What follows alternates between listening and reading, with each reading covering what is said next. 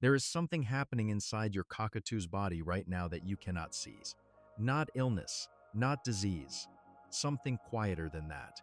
Something that doesn't scream for attention, because your cockatoo was built to never let you know when something is wrong. Their feathers look fine, they eat, they vocalize, they step up when you ask. And underneath all of that, every organ in their body is running on less than it needs. Not dramatically, not dangerously, just constantly. A low hum of deficiency that never quite becomes a crisis, but never quite lets their body reach what it was actually designed to be.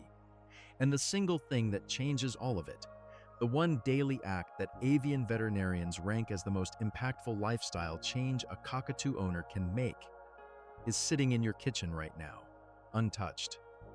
Because nobody told you what happens when you finally give it to them. Subscribe and tell me your cockatoo's name. They deserve to be known here. This is the story of what happens inside your cockatoo when you stop feeding them dry and start feeding them alive. The first 3 days, the awakening you'll misread. Within 72 hours of introducing daily wet food, fresh fruits, steamed vegetables, soaked grains, warm mashes, the first change arrives. And it will scare you. Your cockatoo's droppings shift. The compact, dark, dry feces you've been seeing for months or years become softer, larger, more hydrated. The colors change. You'll see greens, oranges, variations you've never encountered before. And your first instinct will be to panic. Something's wrong. The food made them sick. I need to stop. Don't. What you're looking at is not illness. It's the first visible evidence that your cockatoo's digestive system is waking up from a state that avian veterinarians have a name for: chronic low-grade dehydration. A cockatoo on an all-seed or all-pellet diet exists in a perpetual state of subclinical water deficit.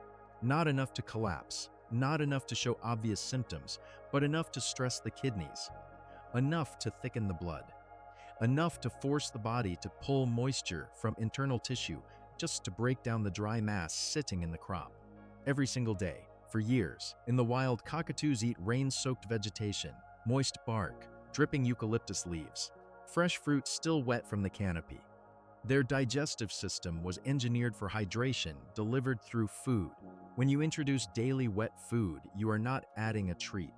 You are correcting a drought their body has been managing in silence since the day they came home with you. Those softer droppings are not a problem.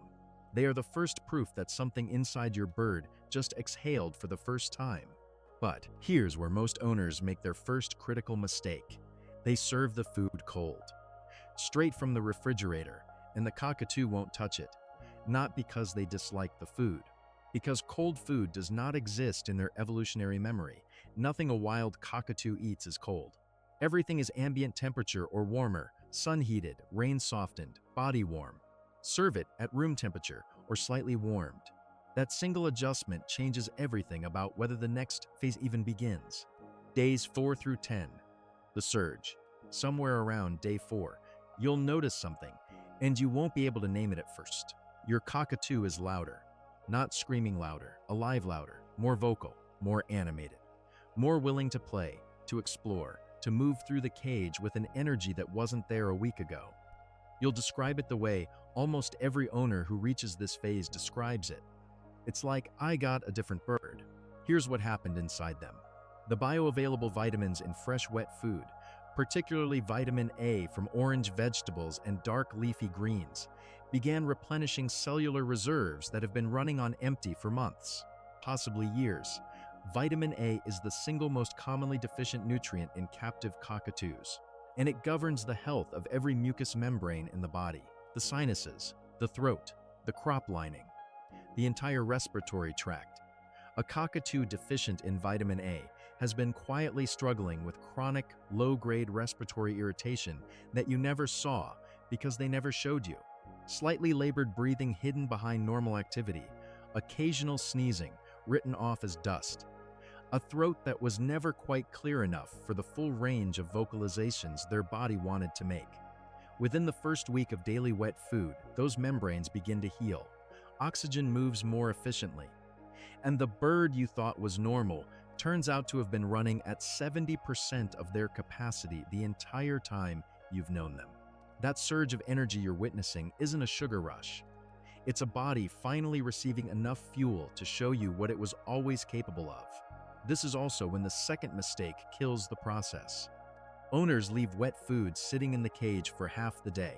Fresh food in a warm, humid cage environment begins growing bacteria within 2 hours. The bird eats it 4 hours later. The crop becomes a breeding ground for infection. The owner concludes, "Food made my bird sick." It wasn't the food, it was the clock. 2 hours, remove it. Replace it tomorrow. The rhythm matters as much as the recipe.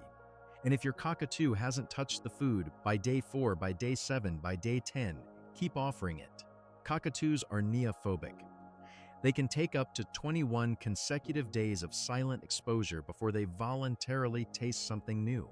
The owners who succeed are the ones who stop measuring success by whether the bird ate today and start measuring it by whether they offered today. Place the food in the bowl. Sit near the cage. Eat the same food yourself. Let them watch you chew. In the wild, cockatoos learn what's safe to eat by watching flock members eat first. You are the flock. Eat the broccoli. They're watching closer than you think. Weeks 2 through 4, the visible proof. This is where the transformation stops being internal and starts becoming something you can see across the room. The feathers change. The protein composition, amino acid availability, and fat-soluble vitamin delivery in daily wet food directly feeds the keratin production system that builds every feather on your cockatoo's body. New feathers emerging during this period come in different. The color saturation deepens. The shaft is stronger. The barb alignment is tighter, smoother, more uniform. And the powder down, that fine white dust every cockatoo owner knows intimately, the one that coats your furniture and your clothes and your lungs, becomes more abundant, more evenly distributed. That dust is not a nuisance, it's a biomarker. Healthy powder down production is a direct indicator that the skin glands and feather follicles are functioning at full capacity. When that white bloom increases, you're watching your cockatoo's integumentary system come back online. Breeders and avian vets can spot a properly nourished cockatoo from across a room. There's a luminosity to the plumage, a softness to the texture that dry-fed birds simply outproduce. Your cockatoo isn't just looking better. Their body is rebuilding itself from the outside in, and every new feather is a receipt for what you put in that bowl this morning. This is where specific foods begin to matter. Sweet potato, roasted or steamed, served warm, delivers the highest concentration of beta-carotene convertible to vitamin A and specifically supports the respiratory and immune systems that were struggling in the first week. Sprouted seeds, seeds that have been soaked and germinated for 12 to 48 hours. Transform a nutritionally dead dry seed into a living food with up to 300% more bioavailable protein, enzymes, and micronutrients than the unsprouted version. And cockatoos don't just eat them. They forage through them with an intensity that tells you something primal just switched on. Because in the wild, cockatoos preferentially seek germinating seeds over dry ones. The sprout is the signal that the seed is alive, that it's worth eating, that it has something inside it the dry husk no longer carries. Cooked quinoa delivers all 9 essential amino acids in a single food and directly feeds the keratin cycle, building those new feathers, that stronger beak, those smoother nails. And steamed broccoli, cooled to room temperature, delivers sulforaphane, a compound studied for its anti-inflammatory and cellular repair properties, specifically supporting liver function in a species notoriously vulnerable to fatty liver disease from high-fat seed diets. Every one of these foods targets a different system. Together, served daily, they cover more physiological ground than any pellet formula on the market. Not because pellets are bad, because whole food speaks a biological language that processed food cannot replicate. Month 2, the change nobody expected. Around the 6 to 8 week mark, something happens that has nothing to do with feathers or droppings or energy levels. The screaming changes, not all of it, not overnight, but measurably. The frequency drops, the intensity softens. The episodes that used to last 20 minutes now last 5. And the owner who spent years trying to train the screaming away, ignoring it, redirecting it, covering the cage, reading every forum post ever written, suddenly realizes that the thing they were fighting was never purely behavioral. It was nutritional, A malnourished cockatoo exists in a state of constant low-level physiological irritability. Organs that aren't receiving what they need send stress signals. The nervous system fires at a higher baseline. The bird feels something they cannot identify, not pain exactly, just a persistent internal discomfort that never resolves, and they express it the only way they know how. They scream. When daily wet food resolves the underlying deficiencies, the internal noise quiets, the baseline drops. The bird isn't calmer because they learned to be calm. They're calmer because the thing that was making them scream no longer exists inside their body. And this is where one specific food does something no other food on this list can do. Warm mashed banana mixed with a small amount of red palm fruit oil, served at body temperature in a shallow dish. This is not nutrition, this is neurology. The warmth and texture of this mixture mimics the consistency of regurgitated parentin feeding. The first food a cockatoo ever receives, delivered beak to beak by a parent in the darkness of a nesting hollow. When a cockatoo eats warm mash from a dish, something activates that sits beneath cognition, beneath learning, beneath anything the bird can consciously control, a deep comfort response, a primal neurological signal that says, I am being fed by someone who chose me, I am cared for, I am young and safe and held. It is the closest you can come to telling your cockatoo, in a language older than their species, that you are not just their owner. You are their flock, their provider, the one who shows up with warmth in your hands every single morning. Month 6, the bird you were always meant to have. Cockatoo owners who maintain daily wet food for 6 consecutive months don't just report a healthier bird. They report a different relationship.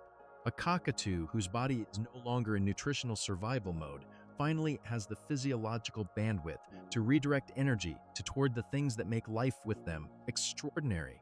The bonding deepens, the playfulness returns at a level that feels new. The emotional volatility, the hormonal spikes, the unpredictable aggression, the desperate screaming, softens into something you can actually live alongside. Training becomes easier because a nourished brain learns faster.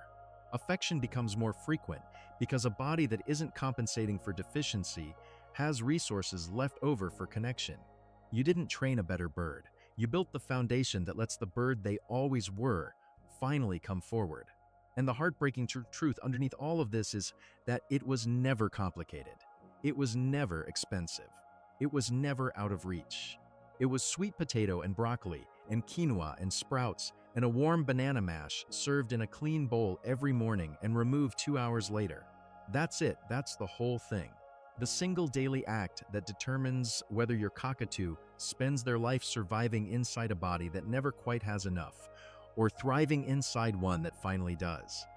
And most owners will read this and feel something shift inside them. A quiet recognition that the answer was always that simple, that it was always sitting in their kitchen, that their cockatoo was always waiting for them to figure it out. Your bird can't tell you what they need, but their body will tell you when they finally receive it. And when you see it, the glow in the feathers, the brightness in the eyes, the silence where the screaming used to live, you'll know. Not because someone told you, because your cockatoo showed you. Like if your cockatoo deserves this, and subscribe so you never stop learning what they need from you.